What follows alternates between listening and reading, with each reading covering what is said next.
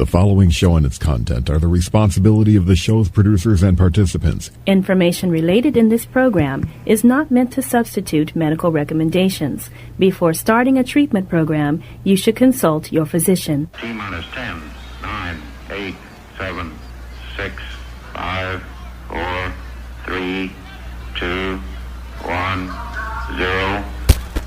Ignition. Liftoff.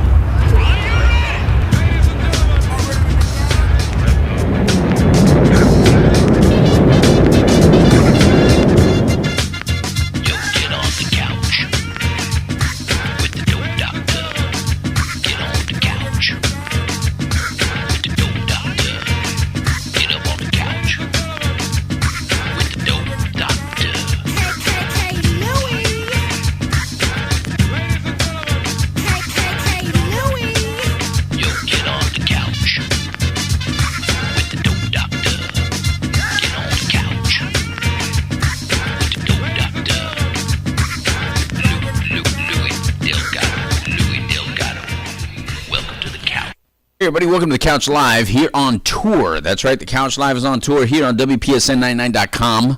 Welcome everybody. It's a beautiful Friday, but it's not Friday yet. Now, you're listening to it live on Friday if you're listening on WPSN99.com, but it's not even live and it's not Friday, Trinity. It is not Friday. What is today's Wednesday? It's Wednesday. It is Wednesday. We're in California. We're not in the studio in beautiful New Smyrna Beach, Florida. We're in... Where we at? Newport Beach. Newport? Is that where Florida. we're Beach. Yeah, so let me show you. California. I am the street certified dope Dr. Louis Delgado here with you, where we stream solutions on the Problem Solving Network. And of course, there's the Dharma Guy Trinity Phillips. Hey. And you may recognize this face. He's been on our show before. It's Jamie Vance. Yeah, he's been on Dharma Time too. He wasn't on this show. You're right. You've never been Jamie on the Vance wasn't on the Couch Live. No, Jamie was on Dharma Time. Dropping it live on Dharma Time. That's There right. you go. And this is Jamie Vance. And Jamie Vance here at Northbound Yes. Recovery, or is it just Northbound? Northbound Treatment. Northbound Treatment out in Newport, California. Newport Beach, California. Newport Beach. All right, Jamie. So we got two people waiting in the wings to be on the show today. Right. Very important. So before we get into that, though, tell us, why we're out here as far as the Couch Live, why we came out here, what you wanted to show us, because you got on the phone, you said, bring the station here Yes. for a day. Find out about the program, learn about the program, and to meet the staff. And tomorrow we're going to do the tour. Tomorrow we're going to meet some of the staff. But today you have a couple staff members around that we're going to talk to. Absolutely. So I appreciate you guys coming out, Thank by you. the way. Always good to see you. So Love one it. reason was selfish, that I love you guys and love to hang out with you.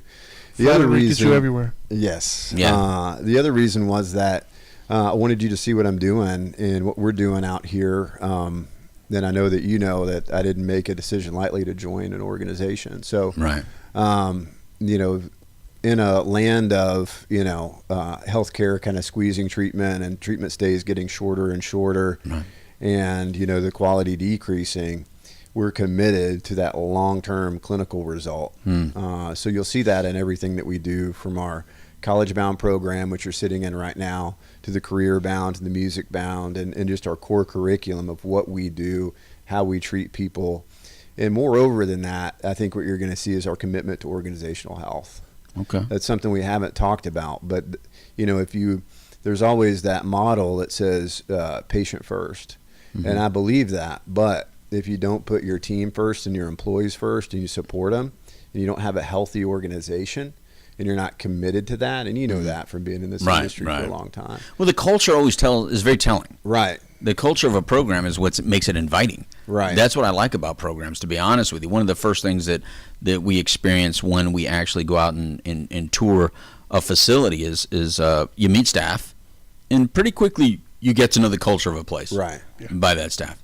I've been at some places where I could just tell it's just the bad vibe, just the bad energy. And it's like, if I'm feeling it and I'm open and receptive and understanding, and I'm not in crisis right now, and I'm not Mr. Vulnerable right now, I'm not suffering anxiety or anything like that.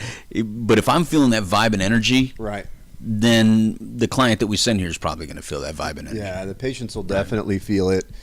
And, I've been in this industry for 15 years. I know you've been in it for longer than that. 28. 28. Yeah, buddy. And,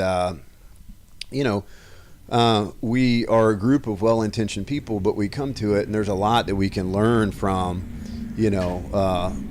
creating healthy cultures within our organization. I mean, just the fact that we're in recovery doesn't mean that we know how to run a healthy company. It knows that it means that we know how to stay sober for that day, right, and that day only. Right. So, I think that there is a movement, and it came from Mike Netherton, who's our chairman.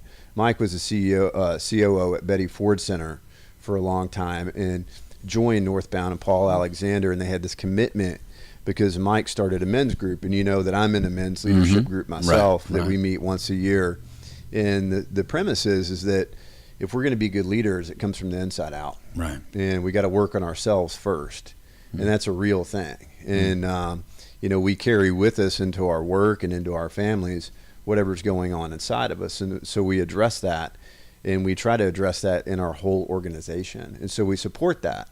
And it's kind of counter to what you see in a lot of situations where, if an employee, confronts, a superior on how they're being treated or addressed, it's usually, punished. But we want to know how our staff feel because we ask our patients how they feel. So why should we not do the same? And so we're really committed to that. And I think that's a big piece of the level of commitment that's going to go down throughout the organization. I think you're going to see that and you're going to feel it. And I'd love to know what you see and feel when you're here. Yeah, I'm really eager for that. Well, so far, Trinity, what are you feeling so far? Well, I mean, so far, first off, I love the way the place looks. Right. It's amazing. I'm not going to lie. And they got a couch. They do have the couch live. That kind of works. Couches, actually. The couch. Right. But what I've already heard so far that I've liked was when we came in, the girl at the front, she was promoted from within.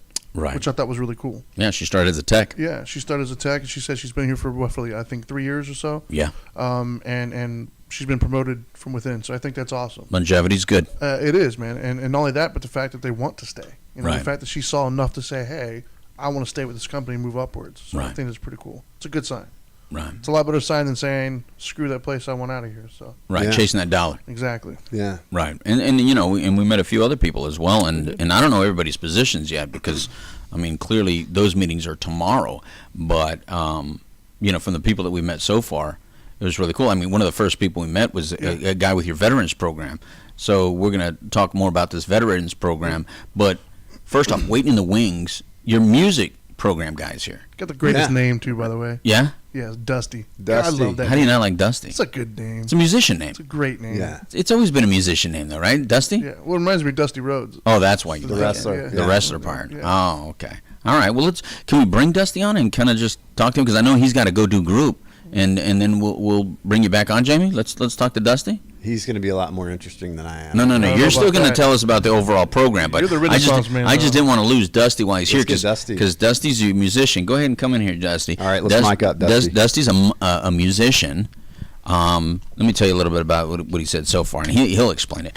But Dusty's a musician, and when I saw his music room, we were just looking for a place to do the show, to be honest with you. We were looking for a place to do the couch live, because every time we go do it live somewhere, we have to find the right location for us, too. Right? Absolutely. And then you opened that door, though, and all I saw was just like instruments. Like instruments everywhere. It reminded me of Retreat, right? Like, Peter's office, like Peter has all those guitars and stuff. Oh, I've never been to Peter Shore? Office. Yeah, I haven't been to his office. Oh, you haven't been invited yet? We went to the conference room. I'm sorry about that. I'm not that level. You will be one day, Trinity. Don't worry.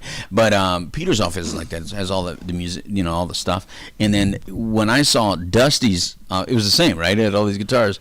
So I was so you treat musicians and stuff like that, or you do music therapy or something, whatever I asked. And Dusty had a great answer. So I'm going to let him answer that again because I think it was a perfect answer. But there's Dusty right there. Hey, Dusty. Hey, man. How are you guys? What's going on? We're doing awesome, brother. Thanks for coming out to the west side, Yeah. West side. I'm from out over there. Are you? Yeah, I came from L.A. to go to Florida, but I'm originally from El Paso, Texas. Oh, rad. So I'm a West Coast person. Yeah, man. This would be my first That's a long drive across Texas, isn't it? Brother. Oosh. That's a whole 2 days. But all right. So Dusty. So first of all, you are an active musician because a musician never stops being a musician. No, but I've been touring since I was 15, and I haven't stopped. And I'm just 16 now, so I've been doing it for a solid year. Right on. Yeah, I still play. And the only thing that I had passion for is drums and my recovery. Right on. I've got 28 years in the gig, but I never had a job. I just played music, and I got married. I was single for 30 years. I got married, and I left my wife. 2, 3, 4 times. I was touring with Agent Orange. It's a West Coast punk rock band out here, and touring through El Paso and Florida. Yeah. And I decided that I didn't want to do that anymore. I wanted to chill out. She's a drummer too, so she travels and she knows what it's like. But I just didn't want to be gone all the time. Right? I can be gone some of the time. Right. And so I decided I wanted to get a job, and I was looking at being a barista. I like coffee a lot, and just something to do, so I could say no sometimes to tours. And so I just fell into this because a lot of my buddies run treatment centers and work at treatment centers. So I went to school and got a little piece of paper that says I know what I'm talking about, and came over here. I met Mike Netherton. Right. I came into Northbound just a couple months after he showed up here. Right. So I've been here like 8, 9 years or something. And wow. Very cool. I knew a couple other people here, and we started talking music. Paul was open to, Mike and Paul both said, hey, what do you like to do? And I said, well, I'm a drummer, and I started doing drum circles here. Mm-hmm. And I really didn't even want a job. I just wanted something to do. And then the next thing I know, I was a case manager. I was running IOP, and working in admissions. I was doing a bunch of stuff. You actually have real jobs. I was like, holy oh crap, no, what's going on, man? What's going on? Who's FICA? But I learned a lot because I never knew anything about treatment. Right. I kicked on my living room floor, and and I've been successful ever since. I do a lot of meetings, and I didn't know anything about treatment, so I wanted to learn, and my sponsor worked at another facility up in Pasadena, had a lot of, hot shots up there, so I used to hang out up there, and I knew a little bit on the outside, you know what I mean, but I didn't know the inside, so I really enjoyed learning the trade, learning this field, and coming up with something that I can get somebody's attention, so I was at College Bound program for a year when I first got here, and I learned long treatment is successful treatment. You know what I mean? That's what they pushed. That is for sure. And I buy into that. Yeah, I buy into that personally. So I understand that 90 days or 6 months is a good start on a long-term recovery program. And so that's what I dug, and that's what I really like about the music program is we give our patients something that they can bite into. So our program is designed for playing musicians, even if you haven't played since your 4th grade. Right. You can still we have private lessons. We teach you guitar, bass, keyboard, and drums. We have a recording studio in house now. We used to go to outside vendor, but now we just took 3 months of that money and just bought our own stuff. So that's working out really cool. So we do group, combo, and individual recording. It's just like a regular session, a therapy session. We do group once a week with everybody. We do songwriting, and I try and work with them on their lyrical content. When they get here, we have a lot of producers and rappers. Right. So the lyrical content is off the charts, right? When they first get here, I bet they're grabbing themselves and they're doing whatever. Yeah, I almost grabbed myself just by thinking about it. I know you did. Sure. I was seeing. I got my eyes on you, and I realized it's my opportunity. It's not my job. It's my opportunity to suggest that they take a look at changing their behaviors. Right. That's what we're doing here. Yeah. And one of which is using the lyrical content in their songs. Right. So now we're writing songs. I always just say, hey, let me see your 4-step. Let me see some of that. Interesting. Or what's something that's going on? Like, what did you feel yesterday? Or some therapy thing, or a relationship breakdown, or whatever. Right. All the stuff that good songs are made of anyway. Yeah. And we just kind of write about our recovery, and we get to experience that, which is rad. So we, besides the group, the recording, the individual lessons, we also do live performances. We take the gig outside. We have a opportunity to play at a local church, the Lifelines program. I don't know if you guys know Randy. No, over that's at Crossroads. Cool. So we do that. It's live streamed, and so mom can watch the patient perform. Wow. And we also we also go to open share. It's called Creative Share meetings. 12-step meetings that are designed for musicians. So when you walk up to the podium to share, you take your guitar or your keyboard or poetry or whatever. Super rad way of, right? What? Another What day way is of that? release. There's a Friday night. There's a Sunday night. Both Friday night. Of course, and not Sunday a night. Wednesday. Yeah. There's no Wednesday night one. There's no Thursday. Wednesday. You Or need something Thursday. tonight? Well, Maybe we not- can create some. I just thought that would be kind of cool to experience. Kinda cool to watch. You know, I've Yeah, never. yeah. You know, what do you call it? God, I'm forgetting his name. Backstreet. AJ. AJ told me a long time ago. He promised, I'll take you to a really cool meeting where you'll walk in and you'll be amazed at who's there.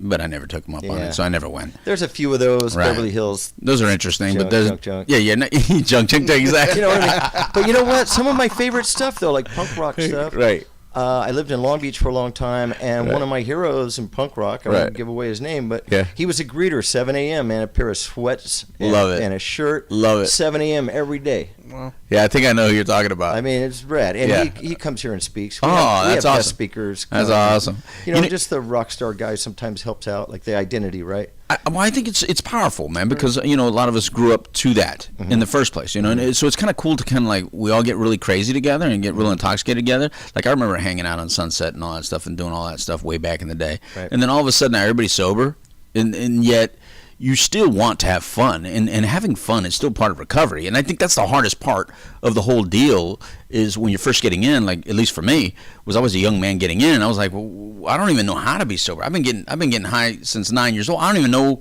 what fun is like different. Yeah. You know what I mean? What does that mean? Yeah, I didn't even know what it meant. I didn't want to go play putt-putt. I didn't want to go watch a movie. Right. I didn't want to go do all the things that people call dates. I don't date. I just go and, you're messed up. I'm messed up. Let's hook up. Yep. I didn't know how to be a normal, everyday person, which I think when you have people like yourself who's been around, you've toured, you know the crazy life. You don't even have to explain it. It's just a known. It's a given. Yeah. So you automatically qualify that people don't throw that at you because you already know. So they're not going to use that as an excuse or a barrier for themselves. They're just going to feel comfortable explaining to you that it's really hard to even understand that they can have fun or feel good, clean and sober. Yeah. Because that's a real hard concept to get. Yeah. So we all of us in this room, I mean, all of us hanging out. I mean, I see my buddy just walked in. I know he knows how to have fun. Yeah, did so Jason show up behind me? Yeah, he I did. can't turn my neck because my neck is all broke. So It hurts. Yeah. But it hurts to turn around and look at him, actually, too. Oh, that's a good-looking brother, man. You can't. I don't know if you get. Well, because I don't rate. I mean, We when all I just stand have a up little bit of next to that jealousy dude- in us about a Jason Wahler effect. No, I never Yeah. have my picture taken next to that. No, guy. hell no. I'm the old guy, you know what I mean? I don't want to be that guy. Yeah, my filter. I need a filter.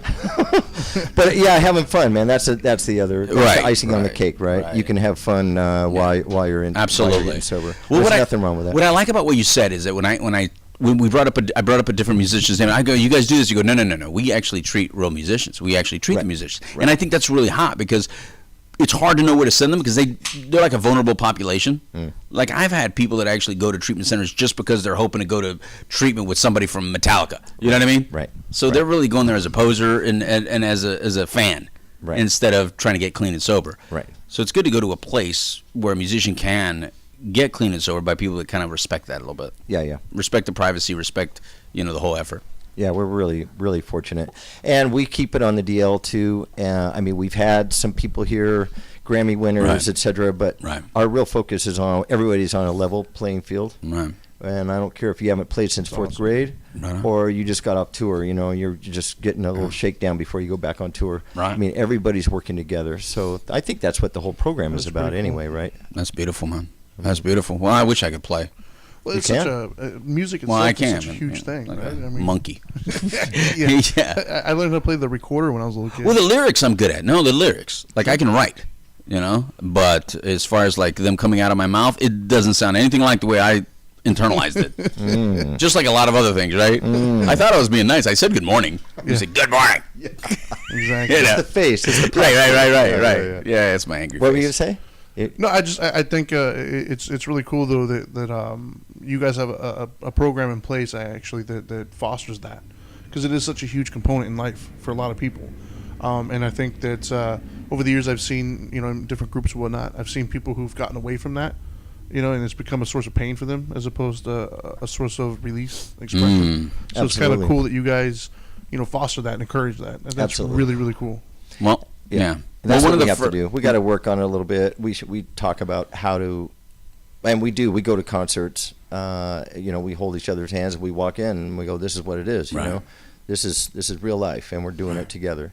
And we've all been there, right? Early recovery. It's scary to get out there and be tempted or triggered, and we do it together. So we have a little bit of a, we can in numbers. We can't do this thing by ourselves.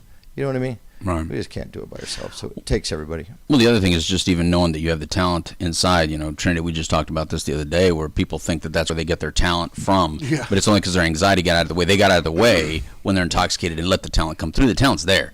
Substances don't create talent, because we've all heard somebody real drunk try to sing somewhere, and that ain't working. It's called karaoke sometimes. Yeah. But, one of our very first interviews ever was Joe Walsh from the Eagles. And I remember having him on, this is 20 years ago. 20 years ago we had him on. And he had said how hard it was to get up on that stage initially, because he had believed so much that being sober, he can't perform sober. Like, he didn't know how to perform sober. He didn't have that same confidence level sober. So I'm assuming that's part of the deal as well, is not only do you not know you can perform sober, but what about the people around you? The people that are supposed to be taking care of you, your manager, your agents, your record label, not a lot of them want you to be clean and sober and correct either, if they're making money on your craziness. You know what I mean? Exactly. Well, there's a stigma that goes along with being sober. There's a stigma that goes along with being loaded and being a musician. Yeah. And trying to bridge that together to be still. I can still get as crazy. I still can jump off a roof. I ride motorcycles. Right. I do as many crazy things as I want to do. But I probably don't go all the way to 10 anymore. I go to like 9.9. Yeah. The roof is a Barbie doll house. The consequences, right? That's what got me sober in the beginning. Hardcore, man. The consequences, man. Awesome. Anyway, Dusty, I know you got to go do a group. Yeah, man. Jason's gonna take your place. Thank you very much, Dusty.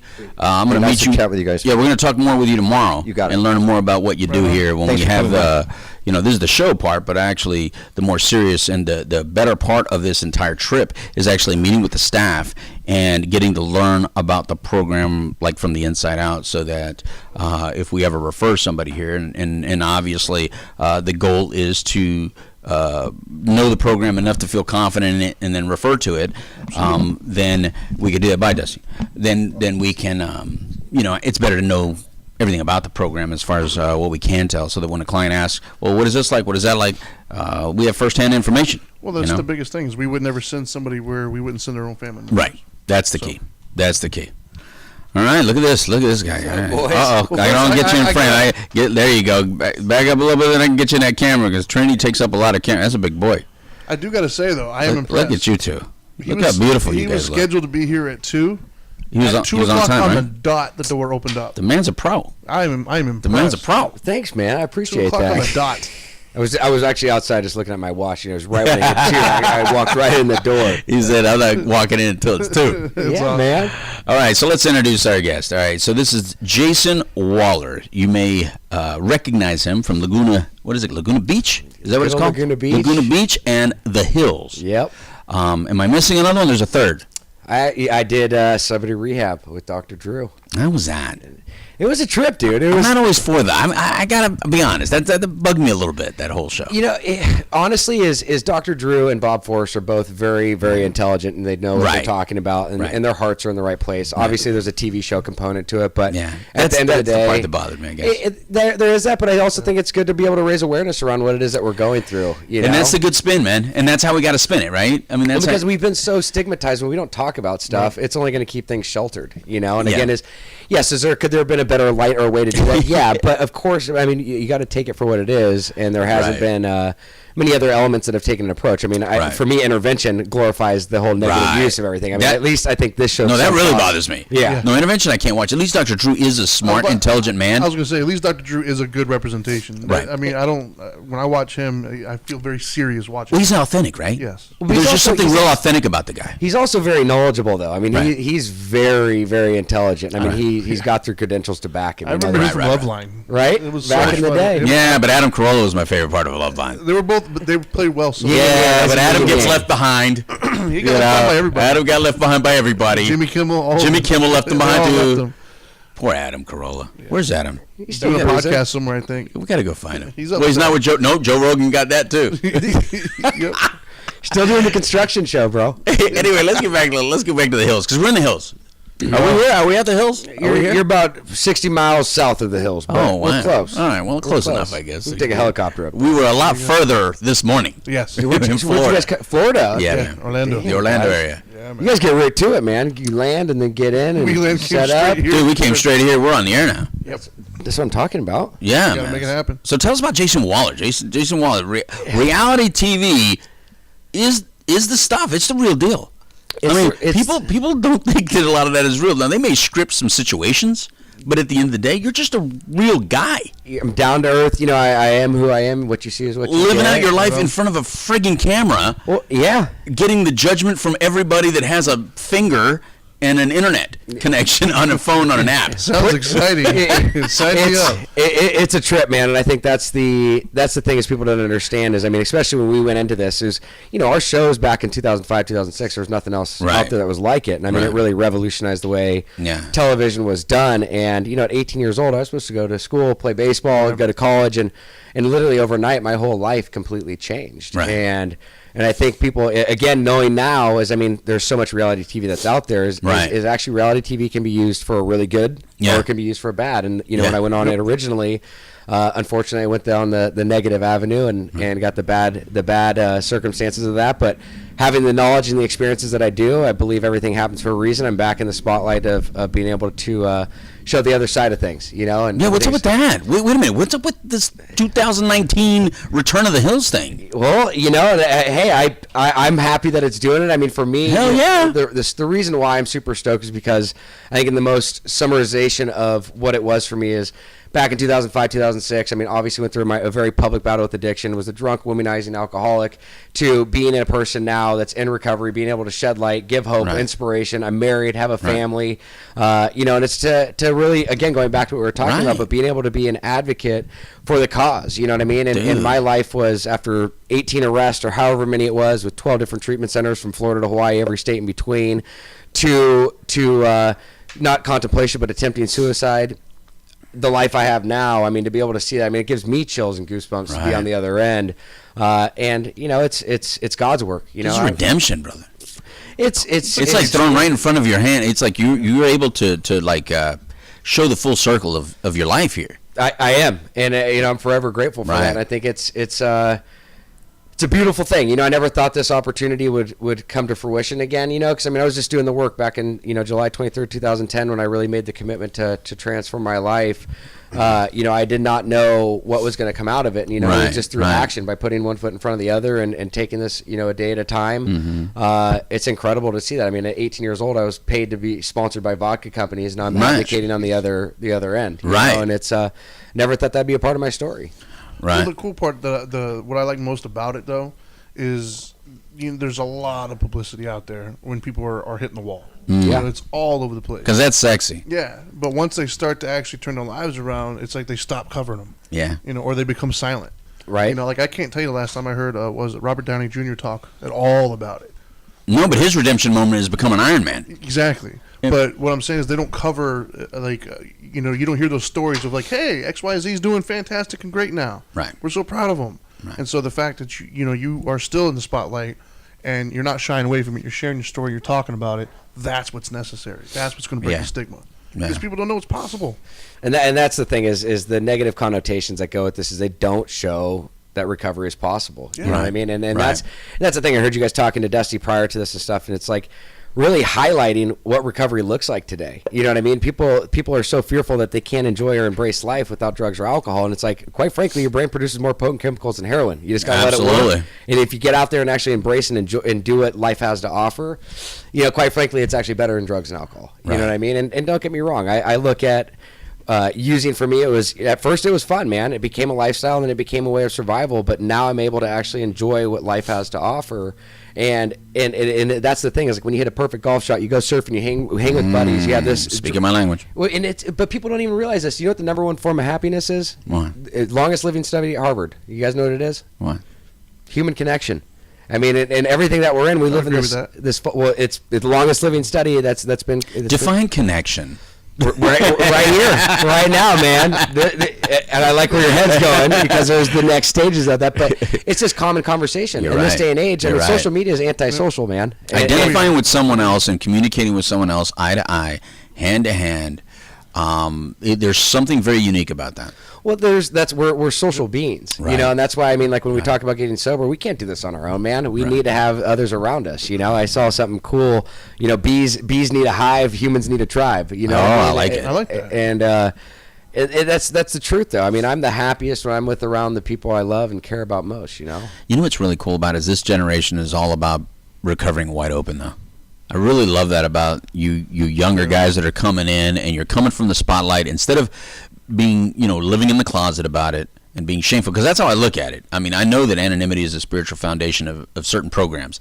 However, it's not the spiritual foundation of my life. No. The spiritual foundation of my life is being wide open and honest. Correct. And so I love being wide open about things that I've done and stuff like that, because I know there's somebody out there watching, listening at all times, and you never know what it is you're going to say, that they're going to say, you know what, I've always felt ashamed to say that, but the way that person says it, and they're so confident about it because they're on the other side of it. They're no longer in pain from that story. And when you're in the closet, that's exactly where you're sitting. You're living in pain. You know how many times the gentleman behind you, or just with another core group of my buddies, that when we're just talking out loud, you know how many people have approached us sitting at a table, or just when we're at lunch, just, you know, hey, we overheard the conversation you guys were talking about. Maybe you can point me in the right direction. I mean, just by being able to be open and transparent. I mean, look, by expressing vulnerability, it creates humility, man. And when you're open and have that thought process and your talking points around that, you'd be surprised how many people reach out to you. And that's really what I'm trying to do now, is to let people know, you know, that they're not alone, that there is a way out, and, you know, you don't have to live the way that I was used to live, you know. So what's that conversation like with the producers when they're deciding to do the show again, when they're deciding to bring the Hills back?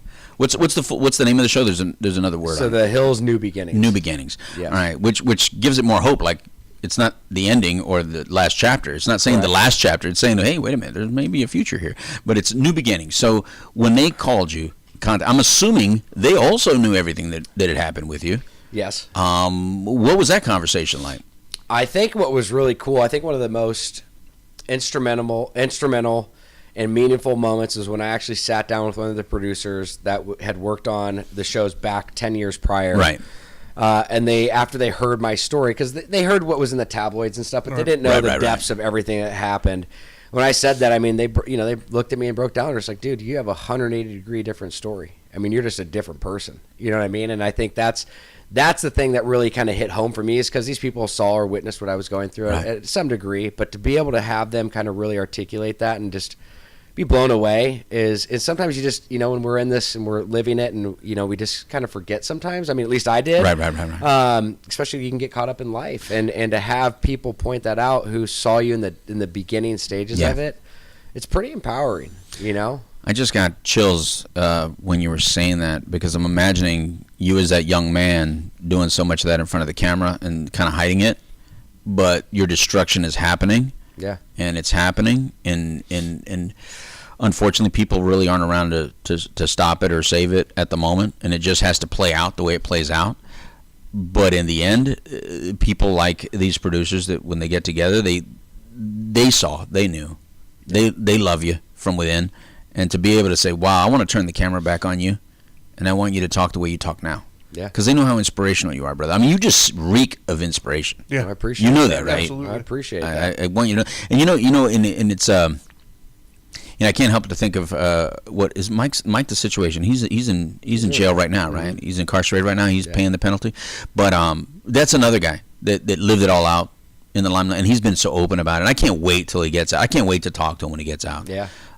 Because the life lessons that he's gone through, I think is just going to help so many people. It will, for sure. Right. It really will. And I think, you know, that's the truth. And I think that's the beauty of this, is because back in the day, we also didn't have the knowledge or the wherewithal that we do today. You know, I mean, because there were a lot of people that tried to give me the right insight and direction, but we also. But did they really? I mean, behind the scenes, whether it was family or close friends and stuff. Oh, okay. They really tried that. But I think also when you're, you know, very, very successful at 18, 19 years old. Yeah. Where, you know, usually most parents have their financial restraint on you at that age. Still, Right. I was just like, you don't like it, go kick rocks. Yeah. You know? And so it's either my way or the highway. Right. And you couldn't set boundaries. I was able to kind of do whatever. I made my own show up. And but today, though, is again, look in 5 years. To me, I think the stigma has been smashed tremendously. Oh, tremendously in the last 5 years. You go back 10 and then 15 years ago, people didn't really know what to do. I mean, yes, addiction was still happening, but not like it was not talked about like it was today. Let me tell you something. This show has been on for 20 years. That's rad. And when I first started it and was talking and going through, especially that first decade, people were saying, you can't laugh and joke on that show. Why are you laughing and joking? And it's like, God forbid. because you want me to cry all the time? People dying all the time in this business. But you know what? We're having fun as well. Yeah. So we got to do both. We got to talk serious, but then we got to laugh. Of course. Because if we're not having fun while we're doing it, I'm going to go back and I hurt people when I get high. Yeah. So you don't want me to be crying and be upset. Correct. So you better be happy that I'm laughing. Correct. Because I'm one of those that like I'm like infectious. I'm like a mosquito. I go out and amen to that, bro. I infect a lot of people. Yeah. No, I feel you, dude. I'm not a one and done. Yeah. No. That's the beauty of sobriety too. I mean, like, I don't know if you can hear it in my voice or not. Just, you know, I've last couple of days I've been sick and different things like that. But it's the fact that we show up now, we're accountable, and we can sit here and be transparent with one another. You know what I mean? And it's just about showing up. And I mean, it's just putting one foot in front of the other. You know. So what are you going to show? What are we to expect on this new show? What are we going to see you do? Out, bro. Oh, come on, man! Come on! Yeah, dude. June 24th, man. It's hey, man. It's March or May. May. It's May. You got like a month, man. What do you think? I'm so impatient. What do you think's going to happen? I don't know. I want to know. I don't know. I don't know how you guys are going to show. Perfect. Yeah. I don't know how you guys are going to show the relationships. I think it's going to be a wild ride. Well, let me ask you. I'll agree with you. Wait a minute. Here's a question then. Can you at least tell me this? Have you all been in touch within the time that you were off? Yes. By distance or by close proximity? In between. There's some yes, some no. Yes, some yes, some no. Okay, so then that's gonna show how it plays off, because the ones who are more distant, I think we're gonna be able to see it. Yeah. And the ones who have been around the whole time, we're going to see. But I think the cool thing is... You got something good in your head. I can see it, man. I can't let it all out, though, bro. You know? Tell me what the producers will let me know. I'll tell you this is we're still doing shots. We're still doing pickups. I'm actually going to go... I'm filming tonight. Do we have permission to show this, by the way? Do I have to... I'm not paying them. No, it's all good. Just pay me and the gentleman behind you and the guy behind you over there as well. We'll be fine. We'll figure it out. No, you're good. But I think the cool thing is you're going to see... The thing that's different with this is that you're going to see... Right. How some people have grown up and changed, how some people have made some shifts in their life, and how some people have not made changes or are exactly the same. So I think that's kind of the, and you know, you'll be able to see that through the show, and I think that's going to be the interesting angle. You know what I mean? Right. Because there is a majority of the cast is either married, has got kids. The ones that don't, obviously you'll be able to see all that stuff out. Right. And it's a roller coaster, dude. I'll tell you, it was just as gnarly, if not gnarlier, than the first time I go around. Yeah. Speaking of that, look at the wedding ring. He's got a ring on. Yeah, he's got a ring. Tell us about that. Yeah. Dude, my wife, if it wasn't for her, man, I wouldn't. She's beautiful, by the way. Thank you. She is literally my saving grace. God put her in my life for a reason. Right. We have a beautiful daughter now, 21-month-old Delilah Ray. Congratulations. Thank you. Who, talk about having a purpose in a life. You know what I mean? I mean, I wake up every day. I mean, just to go and see her smile. And she's at the stage right now where she's, developmentally learning a new word or a new mannerism. So it's just like, awesome. I don't care to do anything where I always wanted to hang out with friends or go be with buddies, go do stuff. My first thing is, we done with work? I'm going home later, everybody, and just to go hang. And I never thought that would be a part of my life. I mean, I couldn't take care of myself, let alone, was able to now take care of my girlfriend, then fiance, then wife, now a baby. And like, it's just, every day I have to pinch myself, It's such a beautiful thing. That's awesome. I'm gonna give you something for her because I thought I was gonna. I really see my problem is that I start projects and I don't complete them. It's always been an issue, right? It's all right. So I started this book, and it was who you are to me, who you are today. Okay. And so it was supposed to be a journal that throughout her life, those early years, I would show her who she is at that time, because I know as we get older, 14, 15, 16, 17, 18, all older, we start trying to tell our parents who we really are, always think that they don't understand who we are, or all that stuff, right? Which I'm going through now, which this is why I'm reminded, because I'm like dang it, I should have wrote that book. So here's what I'm going to do. Do it and be diligent about it. Write to her on a regular basis whenever it inspires you. Baby, this is who you are today. Let me tell you who you are today. You did this, and you smile like this, and you made this joke, and you said this laugh, and the way you smile, and that's who you are today. So when she's going through her tough times, which we always do, when she's going through her identity moments, which we always do, she can at least have that book that you can give to her whenever you choose the right moment is, and say, this is for you. I wrote this for you. These are your memories. You take note of that, Alex? Right. I'm not kidding. That's ridiculous. Yeah. That's these are your memories from you, but narrated by me. But this is who you are. That's powerful, dude. Yeah, man. I wish I would have. You write that book. I started it, and then, I remember I remember my last entry. My last entry is 9/11. 9/11. When that hit, it was like we got distracted. I remember writing some things after that, and I was just so distracted with so many other things that next thing you know, I never went back to it. But, I like that. But please, the way you sound and the way you talk. And I know how important she is to you because I have 2 daughters, and I know how important they are to me. But I also know how they sound at 17 and 19. And I have great kids, so I'm blessed with that. However, they still say things that I wish I could, I just don't have that memory, brother. No, I appreciate that, man. That's some good insight. Yeah. I'm going to take that. Taking that to the bank. Right on. So now can I get something about the Hills show? Yeah, it's actually coming out in July now. No, I'm just kidding. I'm just kidding. They moving? No, they didn't move it. June 24th? June 24th is when it's coming out. Well, it was originally supposed to come out in April, so now it's pushed to June 24th. Oh, okay. But it's going to be good, man. I really think it's going to be good, and I think, what else can I give you on that? I don't know. You can get us on it. Yeah, I could do that, man. Yeah, man. Anything's possible. The Couch Live, the Dope Doctor, the Dharma Guy. I mean, that's what I'm talking about. Do you have a Dharma Guy on the show? No. Do you have a Dope Doctor on the show? No. Well, he's the Dope Doctor back there, man. Wait a minute. That's trademark. Wait a minute. You look familiar to me. How you doing? Did we hang out before? What's your name?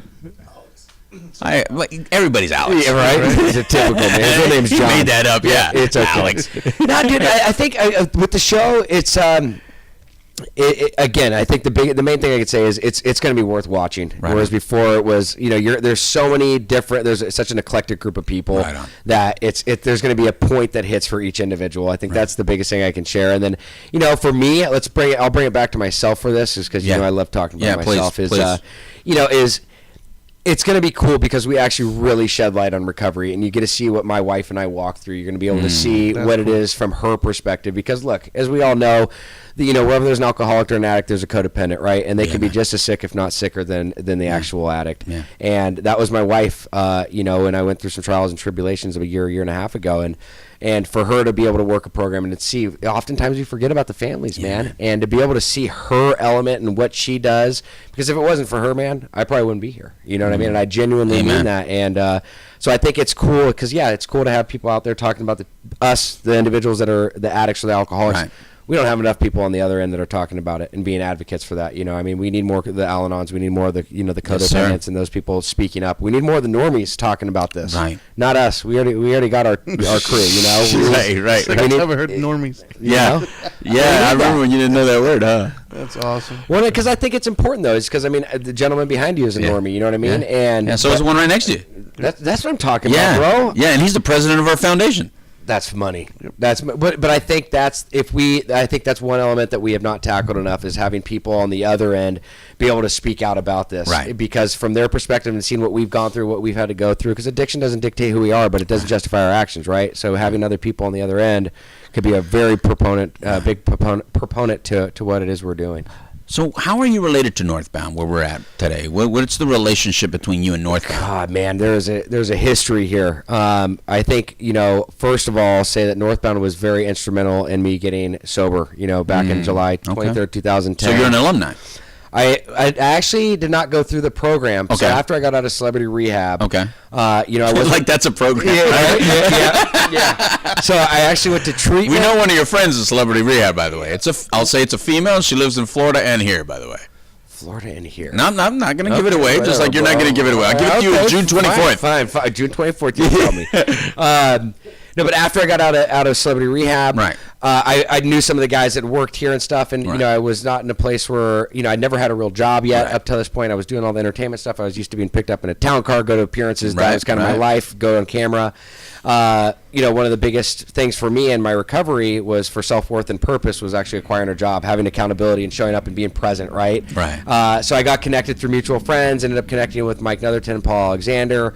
I had about less than 90 days sober, and we said this is going to either be really good or really bad, you know. And Mike and Paul took me under their wing, and it flourished, man. So when I came on here, you know, through surrendering, being willing to take direction, my sponsor, we all agreed that this is something I was going to do, and I ended up starting out as a client advocate here. I would help people get acclimated and acquainted at detox.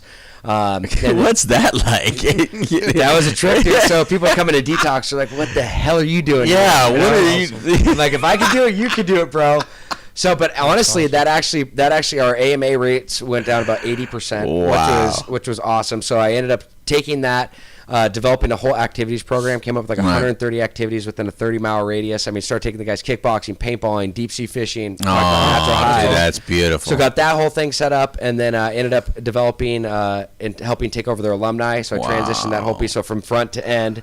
And then I developed a whole client services program where I had multiple advocates throughout the facility that would, you know, AMA blocks and help people when they'd come in and transition, because there's so many different facilities. College bound, you know, they're from the Christian track, the men's core, women's core, especially from transitional. There's just so many different programs. So to kind of have like a mentor and a liaison, it played really well, because we got to play the good cop, you know, because we'd put everything on the therapist, case managers, and really be able to intervene with the individual. So that ended up helping me go into branding, marketing, and I was here for about four and a half years, and that was a big part of my sobriety, man, and ended up flourishing, and the promises came true, and ended up, you know, taking on some other things on myself, and unfortunately ran into a hard road because life became too good, materials became more of a motivation, lost sight of my program, was not my number one priority anymore, and got derailed, you know. And so long story short is I've gotten back on track. Everything's going great, but as I've sent multiple family members through this program. They're one of the leaders in the industry. You know, I mean, they just have such a solid foundation, and their energy and their culture is contagious. I think that's the biggest thing. That's what I've been noticing, and that's where Jamie started off with. Jamie started this whole show talking about the culture of this place. It's incredible, and I think for me is now, and I learned, so after I went back through my trials and tribulations, I learned that I was literally dying trying to help people. I mean, I went in, that's a whole nother story that we could go down, but went through my own stuff for a while, and basically I was able to come out on the other end. And I learned, though, when I went back through treatment and stuff, that, you know, out of 30 questions that I had to was asked around codependency or enabling, I was 28 of them. And so I had to take a really hard look at that and set a boundary where I could not work, because I would work around the clock trying to help people. You know what I mean? And I was dying trying to do that myself. Can't fill from an empty cup, man. 100%. So I learned, for me, the best way, and especially utilizing my platform and utilizing what it is that I'm doing. I'm kind of like, the best way to look at it is like a breast cancer survivor, right? Somebody that is in remission and is fighting the good fight, can really share their own testimony and be use the microphone to talk about it, you know. So that's what I do for Northbound, and because my real recovery back in 2010 initially started here, and I'll never forget that. I'm in debt for them forever for that, and if anything, they've just gotten better, you know, and they've always had my back through the trials and tribulations, and you know, I love what they do here, and there's a lot of people that I brought through this program that not only got sober but are still sober. You're not going to tell me the new activities director is Ozzy Osbourne or something like that, are you? It's actually Aerosmith. I'm just kidding. But you do something on your social media too, though, right? Thank you very much. So a huge thing that we've done here is we've partnered. You know, and through the work that we're doing through the advocacy, and talk about just somebody that's committed to what they're doing, is we give a scholarship away every single month. Oh my God, that is so beautiful. It's right up our alley, man. Yeah. You know, I mean, that's when I talked to Paul, we sat down and we discussed this. Is how can we make a greater impact? You know, and I mean, I was just on KTLA on Monday, and they were just blown away because treatment's not cheap. No, and it's not cheap, especially for the services that are offered and stuff through here. I mean, they gave close. It's almost probably equivalent to $500,000 to $750,000 worth of scholarship. Oh yeah, good treatment is not cheap. No, bad treatment's already expensive. Exactly right. Better treatment is very expensive. So that's the type of people that they are. You know what I mean? And they give back, and I mean it's incredible that they do that. I mean they're the bridge to the gap with the people that don't have the means to get the help they need. It's beautiful. You know? So what do you do with it? You give away one a month? One a month. So is it a specific day of the month? So basically on the 20th of every month we open the application process. So we send out a blast. And because we figured if we had them coming in all throughout every month, I mean, there'd just be too many sick people. Oh, yeah. So we had you can't heal everybody. No, so we want to have a window from the 20th to the end of the month, and then on through the first week is when we select our recipient. So 20th to let's say the 30th, right? And then from the 1st to the 4th week, it goes through the panelist, and then we select the recipient. Who are the panelists? It's me, Jamie, Alex, and it was Jennifer, but now we have Sarah on board with us. I love it. Yeah. So there's 4 of us that kind of go through the whole process. Before, it wasn't me. So I actually said that I wanted to come in here because when you actually call these individuals, dude, and you let them know that they've been the recipient to this, it's like, you want to talk about the most gratifying feeling in the world is giving back and not looking for anything in return. And I mean, when you've impacted this individual's life, that you literally potentially could have saved their life, it's pretty incredible. Well, Trinity is our president of the Now Matters More Foundation. Tell them about that, Trinity, because that's a great idea. How come you didn't think about that, Trinity? How do you know I didn't? We talked about this ahead of time. Oh. Yeah, bro. Where you been? Oh, well, founders don't need to be included. Yeah, I get that. You know? We'll help them out with that later, man. Exactly. But yeah, that's actually a part of what we do as a foundation. That's rad. That's the other half of why we're actually here. Yeah. Not only to do the show, but to vet this facility to be part of our network for the Now Matters More Foundation. Oh, no way. So what we do is we help. We have multiple facets that we do to help in this world, I guess. The first one is we help people navigate the system. It's very difficult in the system to navigate. Yeah. You don't know who's good, who isn't. Everybody's got a great website, but you don't know who's going to actually take good care of you or your family member. Right. So the first thing we do is we help navigate that. They come to us. We put them in a position or in a facility that's right for them, regardless of where they're at. A facility that's good for their particular problem, where they need to go. And we vetted every facility. As you can tell, we've known Jamie for quite some time. Yeah, man, we love Jamie. And so the second thing we do is we do scholarship treatment when necessary. That's right. Or when available. Yeah, well, it's always necessary. Touche. But we'll either sometimes that'll be money directly from us, and other times it's scholarship beds that we've received, things of that nature. And then of course the third one is advocacy, trying to let people know that it's not the person that you see on TV breaking into cars and stuff. It's your brothers, it's your sisters, it's your neighbors, it's your moms and stuff like that. So the disease does not discriminate. We know that, it does right, not. bro? And actually, you know what? What do you got? You got a coin? Bam! Oh, bro. Yeah, there's your Now Matters More. I do have a coin in my bag. We'll do it after the show's over. Bam. Yeah, man. You gotta get a poker chip too. It's in my bag. Awesome, right? We'll even give one to Alex. Yeah, he doesn't deserve one, man. I'll take that. Alex. No, I'm just kidding. But you just nailed the biggest thing. Is I think that's getting people to the right place. There's not a cookie cutter model to this, and people expect when they go to a 30, 60, 90 day thing that they're going to be healed and fixed, and that's not the case. And I think not only is it imperative that you get to the right facility, but look, it's not hard to get sober; it's hard to stay sober. So it's really imperative, and that's with what Northbound offers is the aftercare. It's allowing people, after you actively arrest the disease, after you get stabilized, and when you reacclimate back into society, it's going out to your natural stressors, being life, bringing it back into a controlled environment, and processing what it is that you're going through, why you're struggling, why you're not. And that's where it's so important for that reacclimation phase. That's probably one of the biggest assets of Northbound is that go back to life, that stage. Right. Man, when did you become such a spokesperson? Dude, I'm so impressed right now. Like I genuinely like this dude. He really. Imagine when I'm not sick, bro. I'm on fire. I love it. No, I'm shocked. I really am. Yeah, I didn't know what to expect. Obviously, right. But that's harsh, man. You just got a good vibe. I appreciate that. No, you just got a good vibe, man. Well, I mean, it is. Look, at the end of the day, as soon as you come out west, it's Hollywood. And you don't know what to think of anyone 100% until you meet them. Exactly. And you shake their hand and get to know them. But I gotta say, Trinity, you know, when it comes to talking about this problem, this disease, all too often, it's cliche after cliche kind of thing, right? Yeah. And we know people like that. We know a lot of people like that. But it's different when it's not a cliche anymore. It's kind of like you could tell that it's become part of someone's conversation and dialogue and their belief system. It's genuine. It's genuine. Yeah. And it just comes out so fluid. And I could just see it in your eyes, and I don't know, man. It's just, it's inspirational.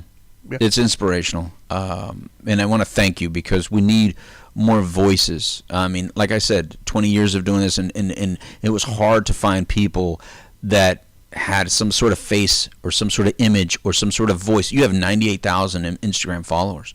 You have tons of people that are listening to it, and how you use that, you're actually getting on there and you're sharing little moments on your Instagram to people. You're doing something with it that is, you'll never know, Jason. You'll never know how many people you help, ever. And that's so beautiful. The people that you help, they'll never be able to thank you enough. But I can promise you, the people that you help the most, you'll never see them. But they're there. And thank you for that. No, thank you, man. Thank you so much for that. You just keep doing what you do. I appreciate You know what I mean? All right, we got to close down. We got to bring Jamie back on to close down because you know, he's the one that started this all. Thank you, Jason. Love you, brother. You're not going to. You're not going to take off, right? Yeah, don't take off. I'll be here for a minute. Okay. Oh, good. We got a chip for you. Yeah. Perfect. Yeah, you get a chip.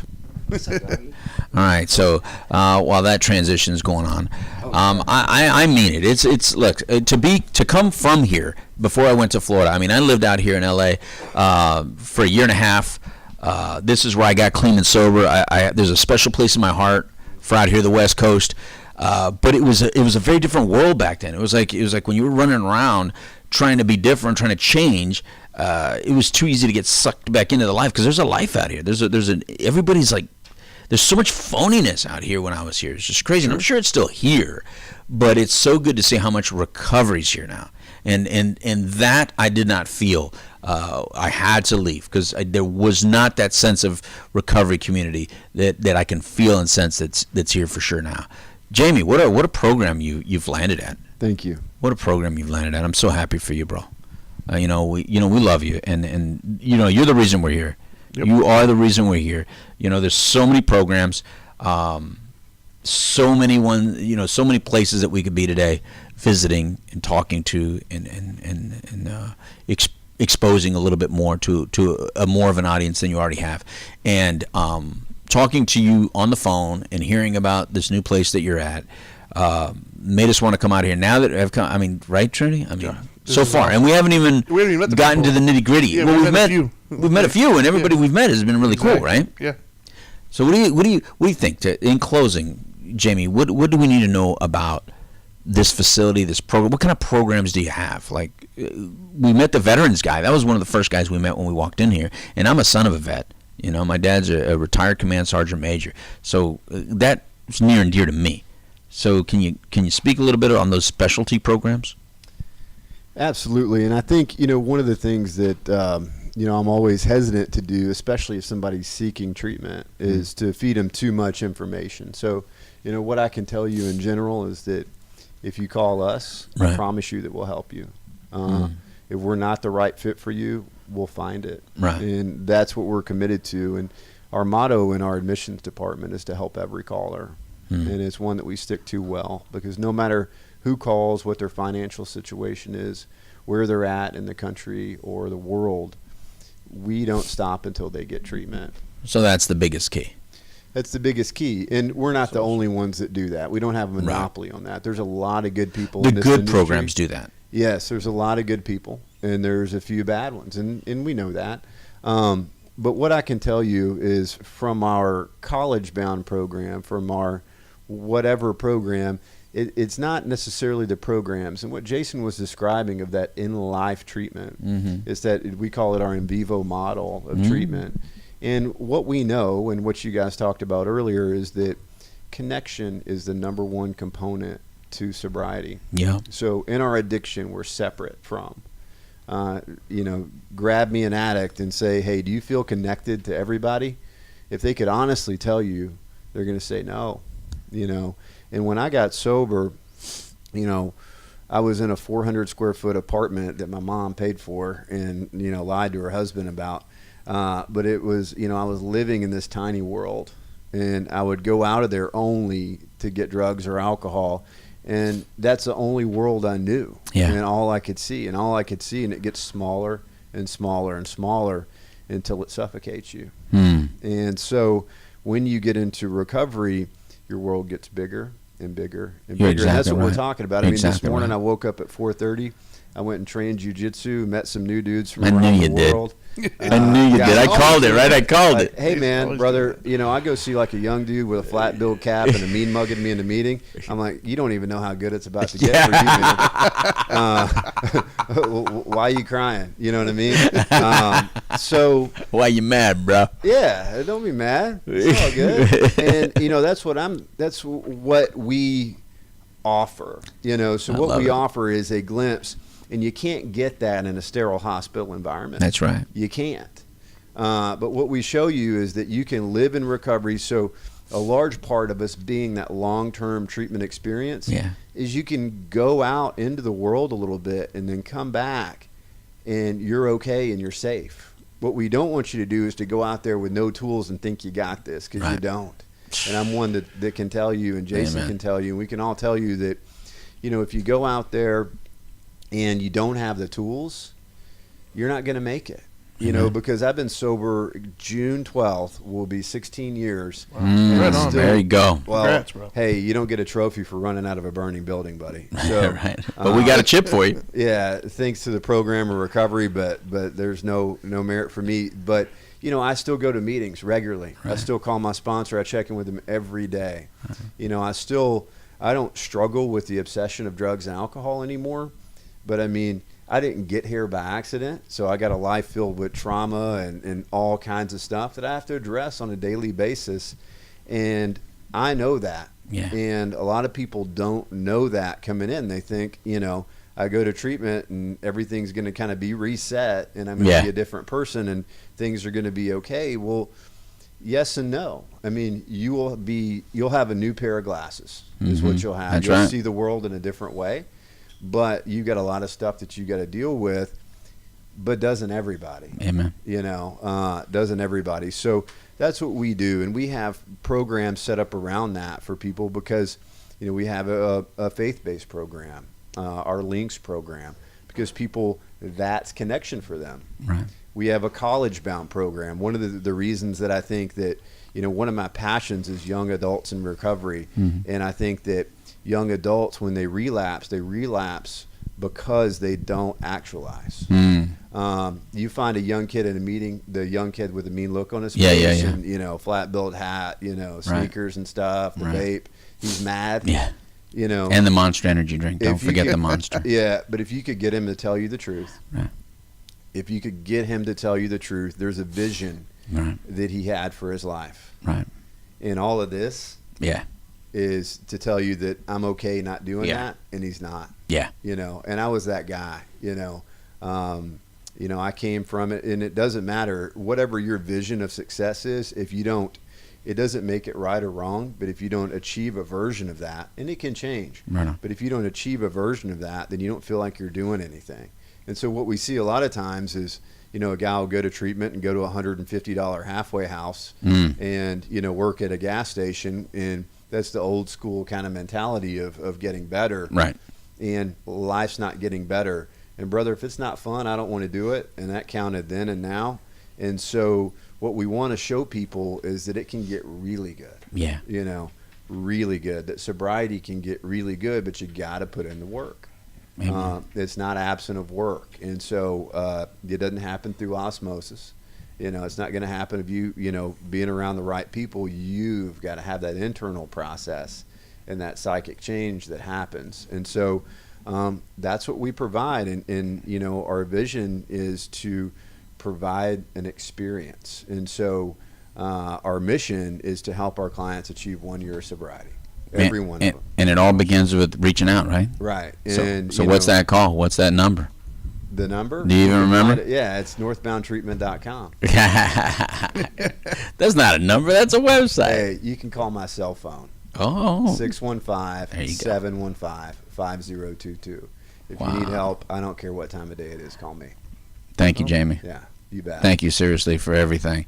And we gotta wrap up here. This is we're out here at Northbound. And look, if you don't remember that number, I'm going to give you an easier one and just say you want to talk to that Northbound program. If you forgot, that number, whatever. That's 833 Now Matters. Call us at 833 Now Matters, and we'll connect you with Jamie.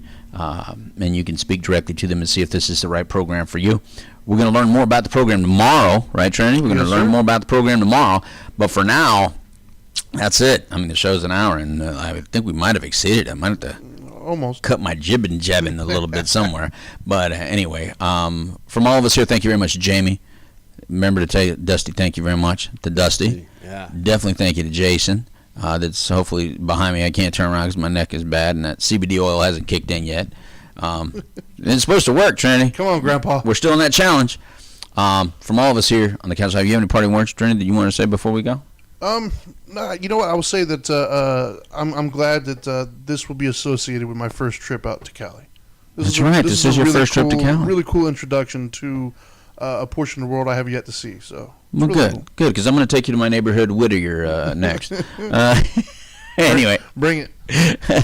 All right, from all of us here, adios, amigos. It's time for a taco. Goodbye.